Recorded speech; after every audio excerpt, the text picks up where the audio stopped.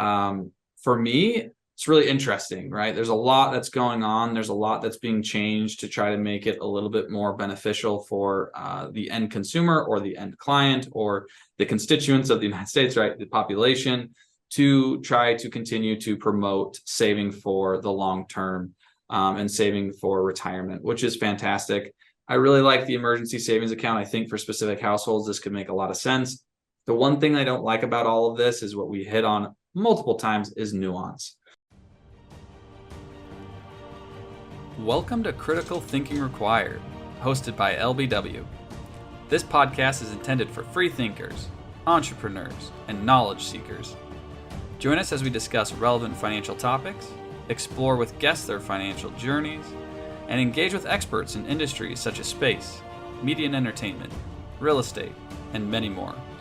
Buckle up and enjoy the ride. Welcome to Critical Thinking Required. You're with your host, myself, Tim Bickmore, and my colleague, Caroline Kale. Caroline, how are you today? Good. How are you doing? Good, good, good. Thanks for joining me today. We are going to talk about a very exciting topic, Secure Act 2.0. Isn't everyone excited? I'm excited. There we go. At least Caroline's excited. Maybe our viewers are too. There actually are some really good new changes to legislation when it comes to retirement accounts, different things that may affect you. And Caroline has been doing a lot of research on behalf of LBW, and we wanted to give some of Caroline's knowledge out to the public and to our listeners and our viewers. Now, Caroline mentioned to me, Tim, there are 90 different things within this documentation. We're not going to hit all 90, but we did pick out a few that we felt were important that we want to talk about. Just so everyone knows too, there's a lot of nuance and some detail behind some of these legislation points, and we're not going to go into the details. If everyone has questions about some of the details, that's what we're here for. Please reach out. We can talk about it. But we're just going to keep it a little bit more high level and pick out a few nuances that we felt were pertinent to our viewers and our audience. Does that sound cool, Caroline? Are you good? Sounds good to me. All right. All right. So let's get into our first topic. One big one that came up, it looks like, is the changes in RMD ages. Now, this can affect a lot of people. So tell me a little bit about it. What's going on with the change of RMD ages? And I will, for our listeners, RMD stands for Required Minimum Distribution, which you're required to take money out of certain qualified or retirement accounts at certain ages. Okay, Caroline, what do we got? What are the changes here? So the original Secure Act in 2019 raised the RMD age from 70 and a half to 72 years. Well, the Secure Act 2.0 takes that a step further, and it increased the ages even more. Okay. So the easiest way to kind of describe this is going by the year you were born. So if you were born before the year 1951, there is no change to your RMD age beyond what was changed from the original Secure Act back in 2019. So if you were born in 1951 to 1959, your RMD starting age is 73. Okay. If you were born in 1960 or later, your RMD age is 75. Got it. Okay. Now, this is a big deal. I know this sounds like, Caroline's hitting certain nuances and ages, but for our listeners, what's going to happen is when RMD started, it was 70 and a half a few years ago. Then, as Caroline mentioned, they bumped it up in 2019, and now they've bumped it up again. So the reason why this is a big deal is if your RMD age is now 75, that's an additional 4.5 years where you don't need to take money out of your IRA, for example, which can then allow it to continue to grow tax deferred. That's a big deal. It can also change how we take out distributions and do different things. And that's one of the reasons why we wanted to kind of bring that up, is this is actually a pretty big piece of legislation that got pushed forward and moved, which can really change people's direction in retirement savings. Is there any other kind of nuances in there, Caroline, when it comes to these changes for the RMDs? I think just one thing that's kind of important to point out is, hey, Caroline, I'm turning 72 this year, 2023. Is my RMD age going to be 72 or is it going to be 73? That's a great question. So the answer to that question is, if you are turning 72 in 2023, you will not have to take an RMD this year. You will start when you turn 73 in 2024. Gotcha. Okay. So then that's built in within the Secure Act 2.0. They're like, hey, this is exactly how we're going to handle this specific little gap. Yep. Great. Yep. I think that's something really important to point out there. Awesome. That is very important. All right, so let's move on to our next topic, 529 plans. So everybody knows 529 plans is a college saving vehicle that individuals can use to obviously save for their children's college or yourself. You could use it for yourself as well. And they're really great vehicles because they can be tax deferred or tax free when it comes to the growth of the account, depending on how it's distributed, which is fantastic. So it's a really great vehicle specifically for this type of goal. Now, what happens though, as we talk to a lot of our clients, is what happens if I fund this for my child and they don't go to college? What happens? There is currently a penalty.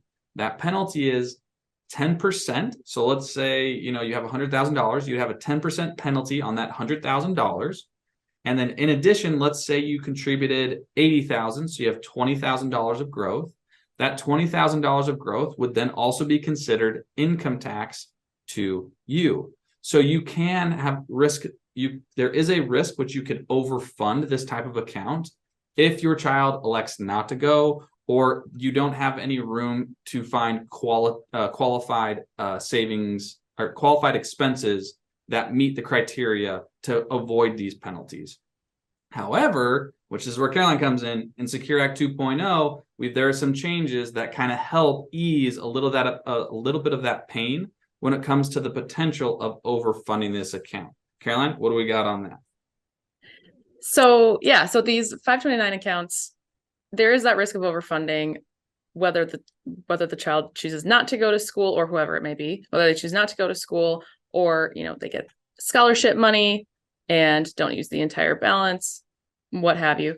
So what the Secure Act 2.0 does is they allow for up to $35,000 from each individual's 529 account to be rolled over directly into a Roth IRA. Yes, that's a big deal. This is exciting. This is exciting news because that eliminates a little bit of worry as far as these penalties are concerned. Yes. And so there's a few different things to point out here, though. The 529 account must have existed for 15 years or more. Okay, that's a big deal because that's a long, 15 years. All right, we got to keep that in consideration. Right. Also, any contributions made in the last 5 years are not eligible to be rolled over as well. So you can open an account today, throw in some money, and in 5 years, roll it over into a Roth. It would have to have existed for 15 years. Got it. So there is some nuance that we have to pay attention to. There are some things we have to think about. But overall, it is easing the pain of, okay, what happens if? And to be able to fund a Roth account for an individual at 35K, like for your kid, not a bad idea. Could be some really great things. Again, not to dispense advice on this, but it's just something to think about and to take into consideration with this big change when it comes to 529s and the Secure Act 2.0. It's pretty awesome. Another thing to point out, it's not subject to the same income limitations as regular Roth IRA contributions. Interesting. At least not as of right now. Of course, things may change in the future. If you're listening to this 15 years from now, I'm sure things may have changed. But I honestly, Caroline, I hope people are listening to this podcast 15 years from now and be like, remember when Tim and Caroline? That'd be great. Time capsule back when the Secure Act 2.0, back in 2022, I guess, is when this was passed. Yeah, that would be awesome. Okay. Is there anything else? Those are some good nuances. I like that. I think what Caroline's pointing out is that this nuance should be taken into consideration.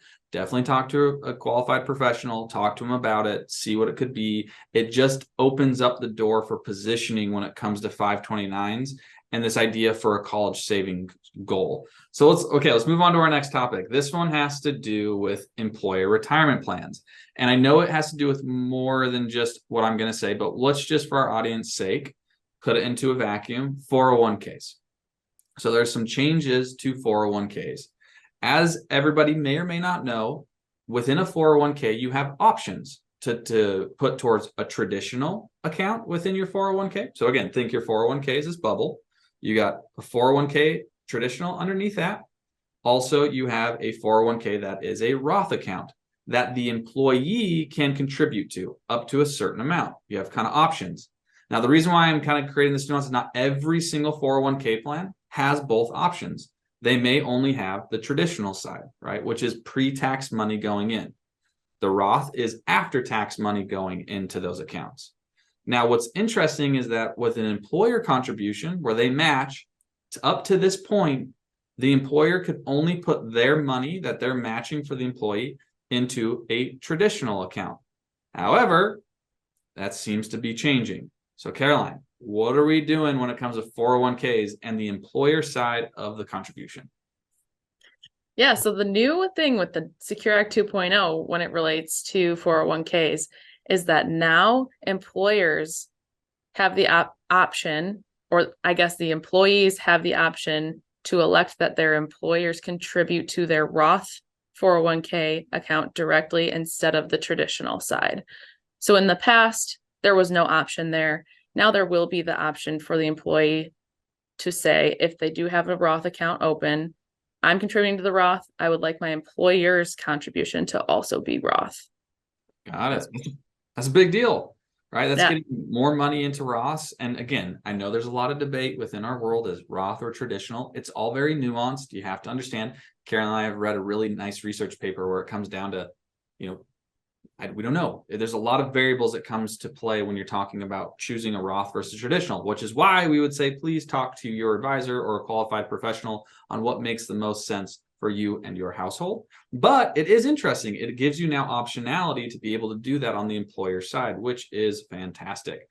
Caroline, are there any nuances specifically to this change in legislation that we should think about? There sure are some nuances here. Okay. So first of all, this is effective immediately as of this year. However, it's dependent on when the individual custodians actually develop these accounts, paperwork that's associated with them before it can actually happen. Got it. So you're telling me that, if I'm an employee, it's not going to be all of a sudden automatic where I can make the choice. It's going to be like, hey, has the 401k plan or the custodian been able to set that up to be able to have said choice? Exactly. And then it won't be just an automatic like, hey, I'm contributing to a Roth 401k right now, and my employer was contributing to the traditional side. It won't automatically switch. The employee will also have to elect that. So this won't be an automatic switch. It's going to probably take a little bit of time, although this does go into effect this year. So that's the first thing to point out. Okay. What else we got? Second thing is that the employee will have an increased amount of gross income. So for whatever their employer contributes to their Roth account, since this is an after-tax account, that amount will be included in the employee's gross income for the year of the contribution. Oh, interesting. Okay. So it's going to up, so if you get your W-4, you're going to probably see, or your W-2, not your W-4, you're going to see an increase. They're going to use that so they can get taxed because it's after tax money going into this account. Correct. Interesting. Great. That's great nuance. And not the employer paying that. That would be the employee paying that extra tax there. Running Just as if you contributed that money to a pre-tax account in the future, when you withdrew it, the employee would pay that tax at that point as well. Got it. Good to know. That's great. Is there any other nuances of that specific? It applies only to matching and non-elective contributions and not profit sharing contributions. Okay, that's good to know. All right. We're going to keep going with the retirement accounts because I feel like we're really vibing here. All right. Oh, yeah. 401k catch-up contributions. Those are changing as well. So everybody knows, for our listeners, there is in 401ks, if you're over a certain age, that age is 50 years of age, correct? That's 50. You can do what's called a catch-up contribution, which means you can contribute more than, say, somebody who is younger than 50, which is great. Now, there are some changes to that specifically that are coming up. Caroline, what's happening to these people over the age of 50 that can they can do catch-up contributions? What can they do with those now? So effective in 2024, so not right now, but next year, high wage earners. So this is somebody who made $145,000 or more in the previous year. And this is wages, it says. So it's still a little bit gray as to what sort of income this is going to include, but high wage earners are required to use the Roth option for their catch-up contributions. Did you say required? Required. That's required. All right. All right. This is no No nuance. option here. Yeah, you just got to do it. Yep. Okay. So that is something that we may hear a little bit more about. They may clarify a few things before this actually begins next year. But as of right now, that's basically the high level of this. So this applies to catch-up contributions for like 401k, 403b, or governmental 457b plans, but not catch-up contributions for IRAs. So that is an important nuance to point out. Got it. So it sounds like if you are over that wage limit going into 2024 and you're doing catch-up contributions, you just probably want to talk to your HR department or your 401k administrator and be like, hey, is this being implemented? Is this moving forward? So you can be aware of it. Now, what's also going to be interesting in this nuance is, let's say you then leave your employer. And let's say you've only contributed traditional accounts. You may now have a Roth account. It's okay. You can do direct rollovers to a Roth IRA or a traditional IRA. But you're just going to make sure that you know which one is which. They do a pretty good job with the accounting and keep it separate, right? They have to. But it's just so you know, in the event of rolling things over, that's what you probably need to kind of take into consideration. Now, we just talked about qualified 401ks. Now I'm going to bring it back into self-employment type of plans, which we're going to use two separate ones, what is called a SIMPLE and a SEP IRA. So people who are sometimes small businesses can employ these type of plans, or if you're self-employed, you can also deploy these type of plans for yourself. Now, what's been interesting is up to this date, you could only contribute to a traditional side of these accounts, which again is pre-tax. You get the tax deduction today, your earnings go in and grow tax deferred, and you're taxed once you pull the money back out. However, with Secure Act 2.0, there's been some changes here. Caroline, what has changed with these types of accounts going forward? So what has changed with these accounts is that previously the SIMPLE and SEP plans could only include pre-tax funds. Now there is a Roth option for those as well. Also a big deal. There's a lot of Roths going on, it sounds like, in Secure Act 2.0. A lot of Roth changes, now we can do Roths in different ways, which is really, really interesting. Is there any nuance to this one specifically?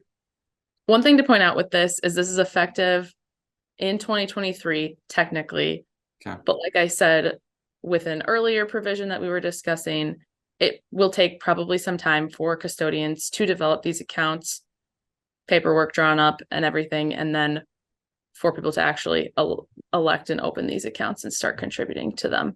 So technically, this is effective this year, 2023, but it may take a little bit of time, maybe not till the end of the year or in 2024 before things really get in motion as far as this is concerned. Okay. All right. We got our last topic. We're going to round it out. Emergency savings accounts. So within the Secure Act 2.0, they are creating, I guess I would say, a new account or a new ability. It sounds like to do this, what they're considering emergency savings. Caroline, what are they doing? How does it work? What does this mean? It sounds like they're trying to really make it applicable to people who want to contribute money and maybe earn a match, but don't necessarily want to put it directly into a 401k because they may not be financially quite there yet to make contributions to an account that's hard to take out of until you're roughly 59 and a half. There's some nuance to that, but we'll just say 59 and a half. What do we got going on with this emergency savings account? So these emergency savings accounts, it seems like they were kind of created, like you said, for employees to be able to take advantage of employer matching funds when they can't afford to contribute to a retirement plan. So if they were contributing that money to a retirement plan, but they also needed it that same year or pretty soon, and they weren't going to be at, let's say, age 59 and a half, whenever they can withdraw that money without any penalties, they would have to incur the penalties. Yeah. So this is kind of one way to eliminate that. So this emergency savings account is a sort of new account. It's kind of similar to like a 401k or 403b. It's actually going to be linked to those existing employer retirement plans. Yeah. And employees who are eligible to participate in the employer's retirement plan like the 401k, can contribute to this emergency savings account that was created as a result of the Secure Act 2.0. Technically, it's not created yet. The legislation was passed, but this will be effective next year in 2024. So as far as contribution limits, contributions must cease once the balance is $2,500. I almost said $1,000. $2,500. And then employers can actually impose lower maximum limits at their discretion as well. But that is the absolute max according to this act. Okay. A few other things to point out. Yeah, please. The plan, the account, or the person, the administrator of the account must allow at least one distribution per month. They may not impose any fees on distributions for at least the first 4 distributions from the emergency savings account each year. Got it. So what this kind of means is you can save this money directly from your paycheck into the emergency savings account up to $2,500, earn your employer match, and then be able to withdraw that money in the same year without imposing those penalties that you would if you had contributed to a traditional or Roth 401k and you were not at the age where you could withdraw those without penalties. Yeah. And in addition, to add on to that is sometimes employers may not allow early distributions either. So, right, there's a lot more restrictions when it comes to that outside of the penalties that make it hard to distribute. Now, yes, you can take a loan, you can do different things depending again on the 401k plan, but this really is set up to be like you can have access to these funds and potentially still receive your match, which is great, right? Matches are free money that are coming to you, right, directly from your employer. So just give you easier access to those funds if you're not prepared as a household to make 401k contributions. I think there's a lot of nuance to that one as well, but it's great for our listeners to know in case they're in that position to ask their employer about it going into 2024, right? And is this an option that I have for me and my family? And then obviously, as I've said multiple times here, talk to a qualified professional, see if it makes sense, see if that's what you should be doing or not, what the ramifications would be. But it is an interesting thing. I like that the legislation is trying to help people out and still receive that match if they don't have the capacity to earn it because they need the cash flow today, which some families and households are in that position and they may need to do that. So, absolutely, yeah. One thing to point out with this is the distributions from this emergency savings account are treated as qualified distributions from a Roth account. So they will be tax and penalty free. Great. Okay. Because it would be after tax contributions going in. So you'd have already paid the tax on them. And it's just putting them into this account within the employer sponsored plans, getting the match versus putting that in a savings account at a bank or some other institution that you would not get your employer match. Okay. So that's the incentive there. Got it. That's awesome. That's awesome. Caroline, I think we hit our 6 points that we wanted to point out. Right? I think we're good. Is that all 6? We sure did. Okay, so again, for our listeners, there was 90 different points or different legislation topics within this Secure Act 2.0. We only highlighted 6. There's a lot that has gone into this, and there are some impactful changes. Caroline and I felt that these were the most impactful changes for what our listeners should really take into consideration, ask about, which is great. But before we close off, Caroline, I'm happy to start with a little bit of final thoughts, and then would love to hear a little bit of your final thoughts before we close out. For me, it's really interesting, right? There's a lot that's going on. There's a lot that's being changed to try to make it a little bit more beneficial for the end consumer or the end client or the constituents of the United States, right? The population, to try to continue to promote saving for the long term and saving for retirement, which is fantastic. I really like the emergency savings account. I think for specific households, this could make a lot of sense. The one thing I don't like about all of this is what we hit on multiple times is nuance. There is a lot of nuance to these points. There's a lot of nuance to this act. So again, please talk to an advisor. Please talk to a qualified professional. It is not a straightforward answer. This is not a yes or no. This is what makes the most sense for you, your family, and your household. So please get into contact with people that can help you work through it to make sure it makes sense for you specifically. And I do appreciate you, Caroline, for taking a deep dive into all this stuff, because it's a lot. So those are my final thoughts. What do you got? You got anything? Yeah, it was absolutely a lot.